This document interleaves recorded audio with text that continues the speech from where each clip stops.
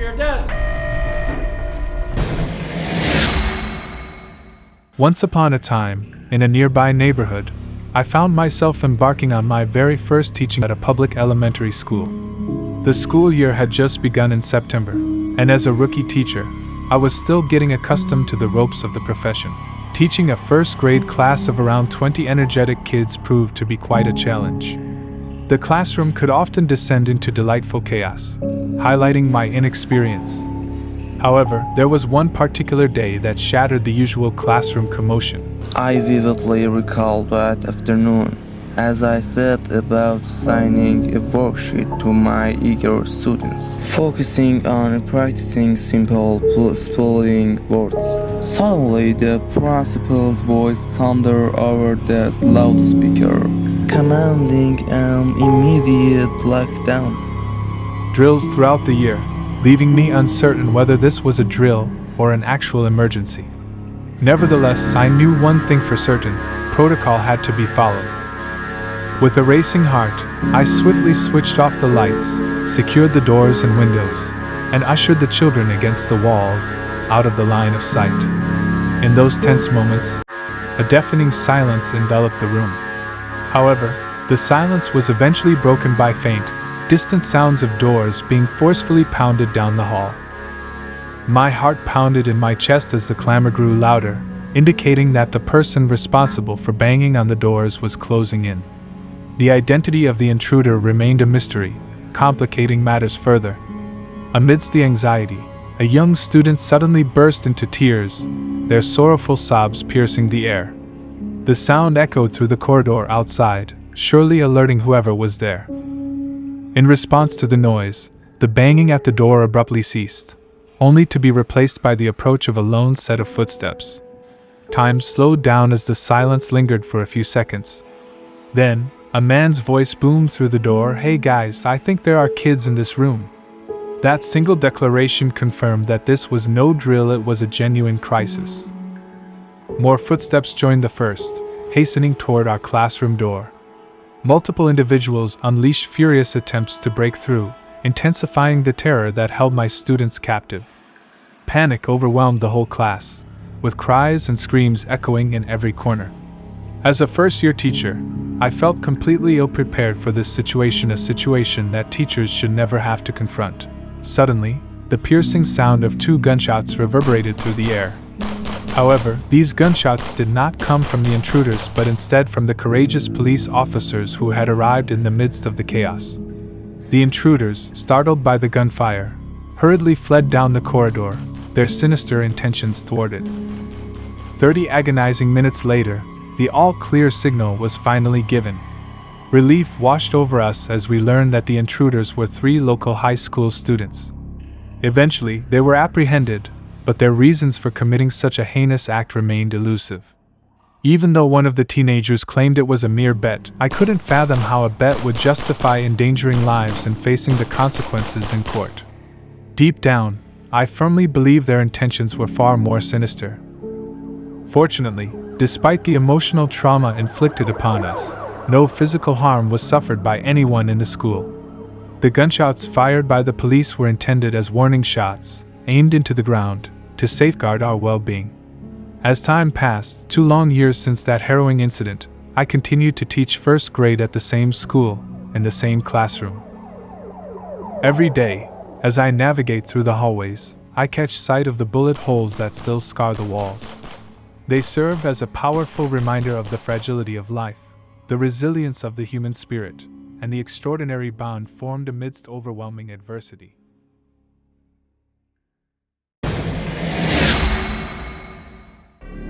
Dear Journal, today is the scariest day of my life.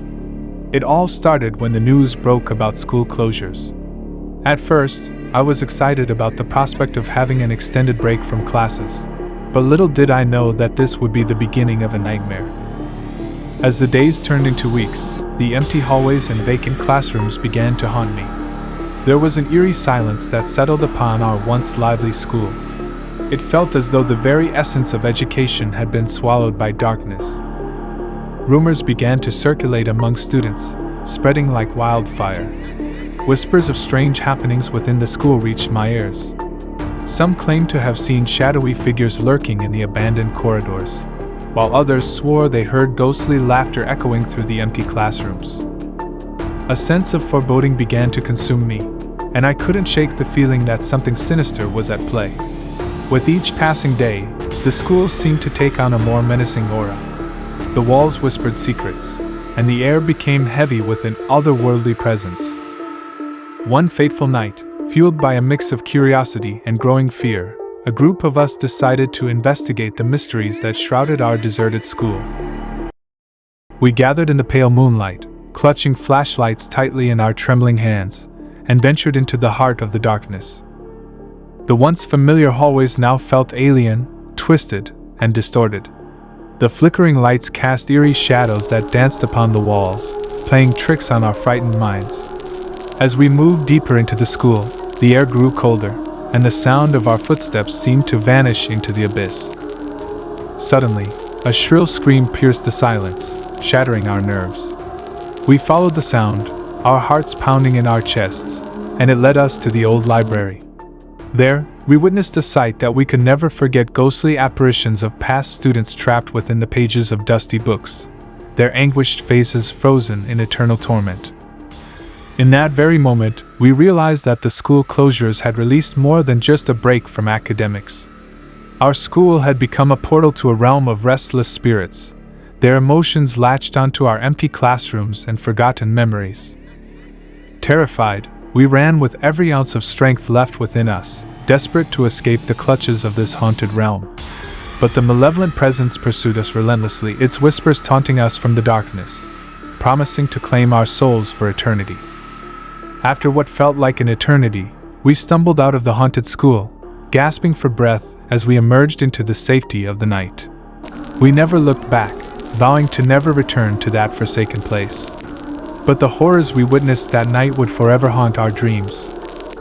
Now, as I write this, I am in the safety of my own home, but I can't help but wonder. Are the spirits still trapped within the empty walls of our school, waiting for someone else to stumble upon their existence? Or have they found a way to escape, seeking new souls to torment in their eternal quest for release? The horrors that unfolded during the school closures will forever remain etched in my memory. They serve as a chilling reminder that even in the seemingly mundane places of our lives, darkness can lurk, ready to unleash its terrors when we least expect it.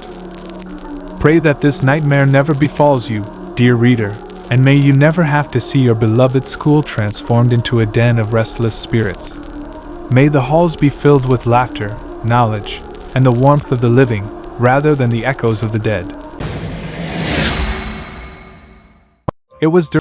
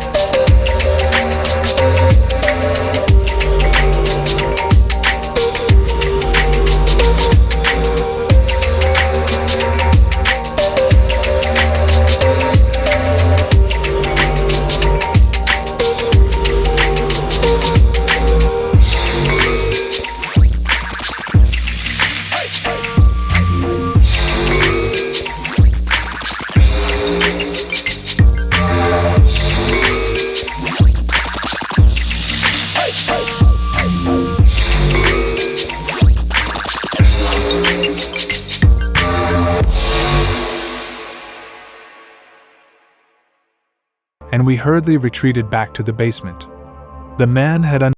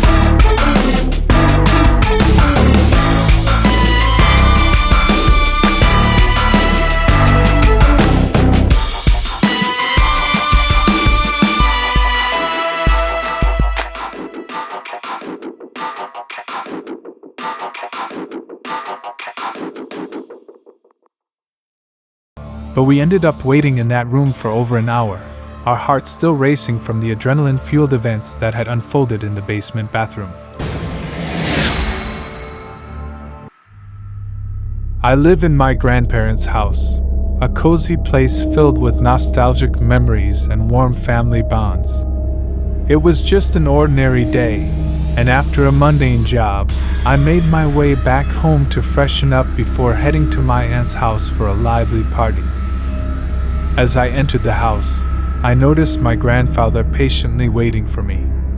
I approached him, feeling a distinct unease, and mentioned that my whole body was covered in car oil. I expressed the need to quickly wash up before leaving. Rushing into the bathroom, I scrubbed away the stubborn oil, spending more time than anticipated to ensure I was completely clean. Emerging from the bathroom, I expected my grandfather to be ready, but to my surprise, he was still sitting there, seemingly lost in his own thoughts. I urged him to get ready as I hurriedly dressed and dried my hair. However, as we were about to leave, I realized he didn't have his phone. Slightly concerned, I suggested that he might have left earlier, unable to wait any longer due to the unexpected delay. Attempting to reach him, I dialed his number only to receive a disconcerting response. He explained that after I went to the bathroom, he had already left from my aunt's house. Confusion and a strange fear gripped me as his words echoed in my mind. If he had left earlier, then who was the person in the house I saw and conversed with? Overwhelmed, I tried to gather myself, pushing aside the fatigue from work and the unsettling illusions creeping into my thoughts. To dispel the growing unease, I decided to turn off all the lights in the house, except for the kitchen, creating a hint of comforting illumination. Approaching the front door, a shiver ran down my spine as I peered inside the house. The kitchen, facing the entrance, revealed a chilling sight. There, standing with a sinister gaze, was my grandfather, but his eyes were wide, his smile unnaturally distorted. Fear paralyzed me for a moment, but instinct kicked in, compelling me to lock the door and flee from the house. Running through the streets, my heart racing, I dared not look back, overcome with a terror that refused explanation. Horror story, Cursed School. Mehran didn't know what to do, so Jassim told him that he should inform the school principal. Mehran knew that this would have no effect, but he went to the school principal and told him about it. And Mehran said that if he sees something again and is very serious, he will give it again. He told this to Jassim, but Jassim did not trust the manager at all and believed that Mehran should escape by himself, and was even willing to help Mehran to escape. Mehran didn't know what to do anymore, whether he should really get help or run away himself. Finally, it was night again and Mehran fell asleep hoping that everything that happened last night was an illusion. It was 2 o'clock in the morning and Mehran opened his eyes to see a person dressed completely in black who had only one eye on top of his head staring at Mehran with that one eye. Mehran didn't know what to do at that moment and couldn't move.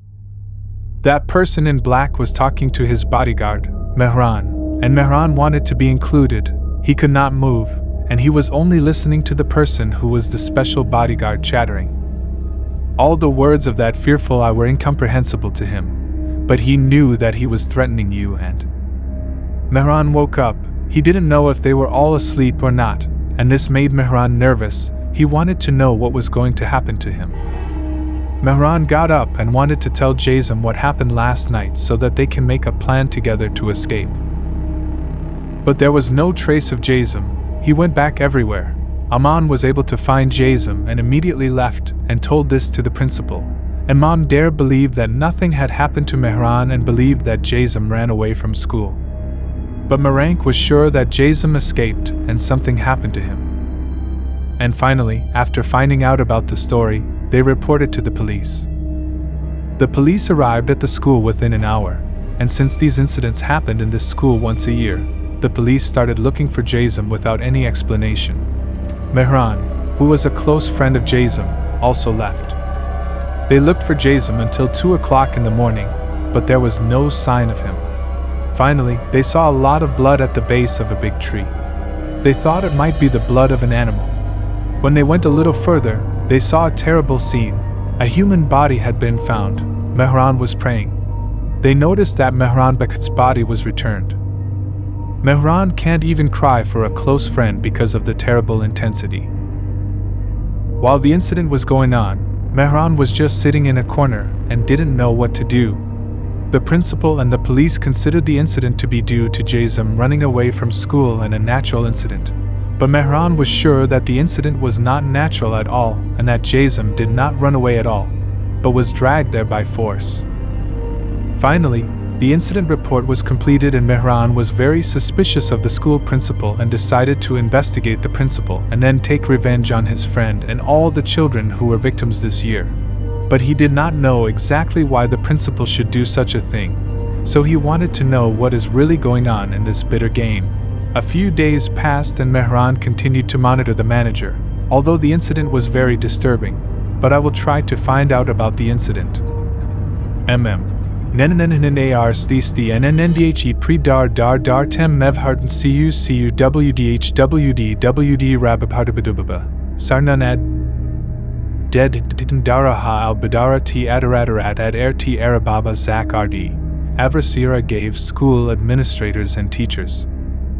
There, he saw a folder that had a lot of blood on it, and it was obvious that the blood was not very old. The date of the folder was 35 years ago, that is, it was exactly the time of that school.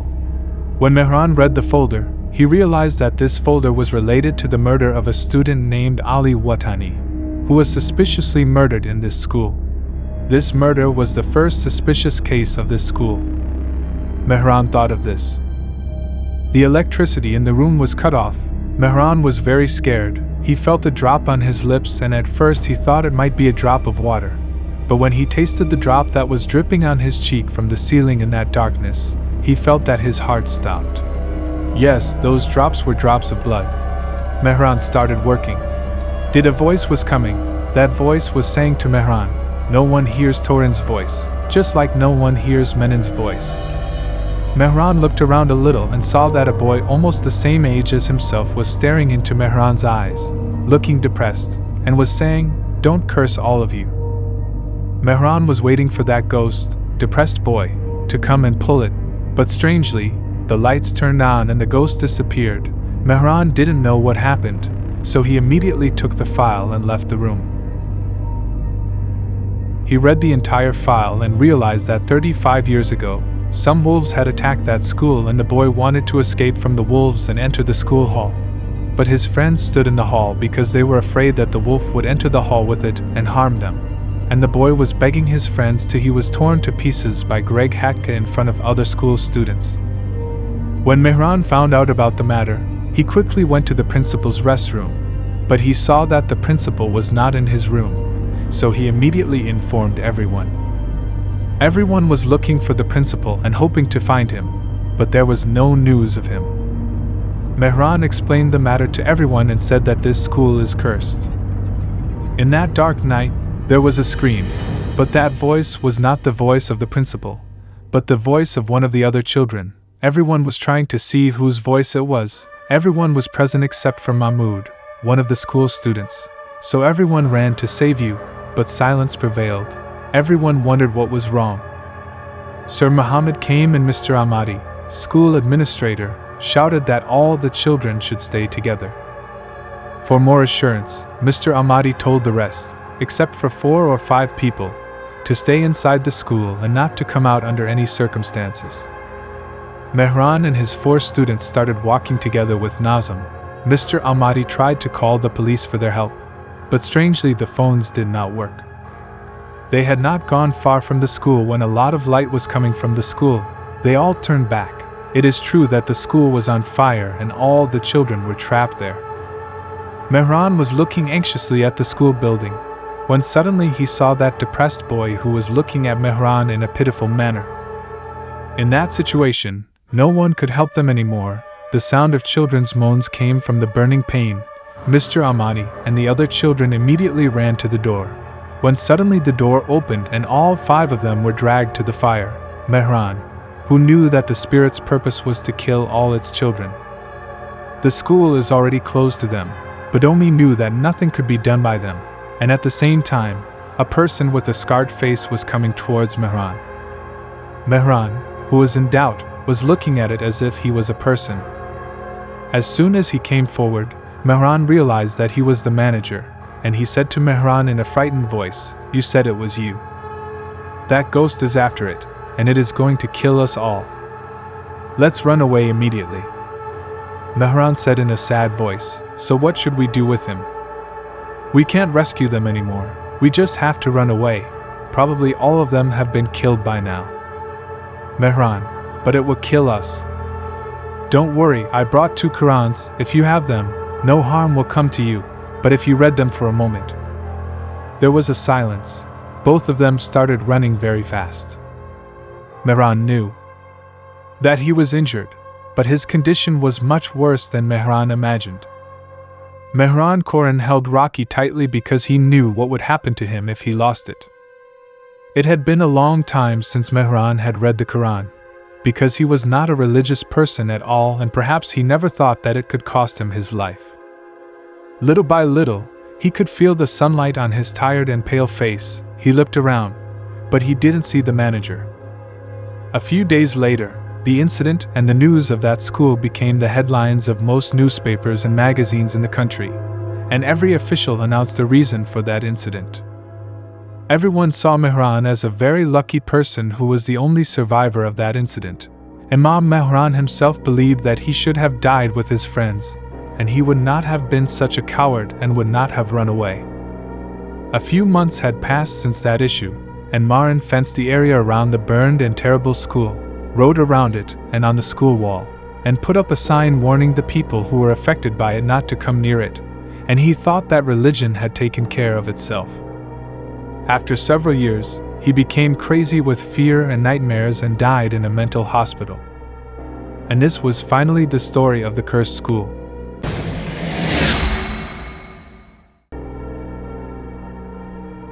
This gripping tale takes place 2 years ago when I was a student immersed in the mundane world of academics. It was nearing the end of the school day, and the teacher announced that the focus of the class would be engaging us in a writing exercise.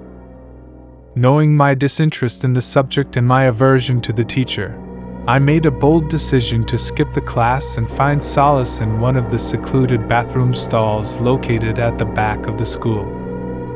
Relishing the solitude, I occupied the furthest stall and began engrossing myself in a game on my phone. As I immersed myself in the virtual world, my trance was abruptly interrupted by the ear-splitting sound of the principal's voice over the intercom. "Lockdown, lockdown. This is an emergency alert," declared the principal urgently, instructing us to follow lockdown procedures. Initially, I dismissed it, assuming it was just another practice drill. Ignoring the announcement, I remained seated in the stall, waiting for it to be over. However, my nonchalant attitude was soon shattered as all the lights in the building suddenly went out simultaneously, plunging the bathroom into pitch darkness. The absence of the familiar hum of lights and the buzzing of the AC confirmed that the power had been cut off completely.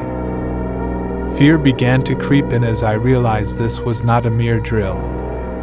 Desperate for information, I quickly messaged a friend to inquire about the situation. His immediate response struck me with the chilling reality it was a genuine lockdown, and everyone was searching for me. Panic coursed through my veins as I contemplated my options. Where could I hide? I couldn't risk exposing myself in the hallway. Ultimately, the safety and familiarity of the stall seemed like my best bet. I dimmed the brightness of my phone and continued texting my friend, hoping he could shed light on the reason behind the lockdown. After what felt like an eternity, his response arrived, unraveling a horrifying truth. There was a knife-wielding student roaming the halls, banging on classroom doors, and demanding entry. Both my classroom and the bathroom were on the same floor. Terrified, I silenced my phone and strained my ears, listening for any sign of danger. The echoes of frantic footsteps reached my ears, followed by the distinct sound of the bathroom door creaking open. My heart raced as I awaited my fate. Someone entered the stall adjacent to mine, shutting the door behind them. Breaking the ominous silence, I nervously inquired, "Who's in here?" A moment of silence hung heavily in the air before the voice replied, revealing only a hint of vulnerability. "I'm just looking for a place to hide." I heard about the lockdown through the speakers. Though unsatisfied by the response, I couldn't help but empathize with the stranger. His youthful voice carried a desperation that echoed my own fears. We sat in tense silence, strangers brought together by the shared dread of the situation. Finally, an announcement crackled through the speakers, instructing all students to evacuate the school through the front doors, where authorities would be waiting. Determined to escape the ordeal, I left the stall, but to my surprise, the person next to me hesitated. I urged him to come with me, but he insisted on needing a few more minutes. Uncertain about his motives, I reluctantly made my way towards the front exit alone. As I briskly walked, my phone buzzed with a message from my friend. It revealed that a few miles away, a kid a couple of years older than us had attempted to rob a gas station at knife point. Shockingly, he had injured several people and, unable to secure any money, sought refuge in our school, blending in among the students. But what truly chilled me to the core was my friend's parting words. The authorities outside claimed the suspect was still hiding somewhere in the back of the school. Fueled by sheer terror, my walk transformed into a desperate sprint. As I burst out through the front doors, I frantically alerted one of the police officers, recounting the harrowing encounter I had just experienced. A thorough search of the bathroom ensued, revealing that the stall next to mine was empty but with a broken window. The intruder had managed to escape through it. In the aftermath, my unnerving experience became the talk of the school, garnering unwanted attention. The elusive culprit remained at large, an unsettling reminder that for a brief period, I had unknowingly hidden right next to the very person I had been trying to evade. To this day, it is difficult for me to come to terms with the chilling realization that I was unwittingly in such close proximity to danger.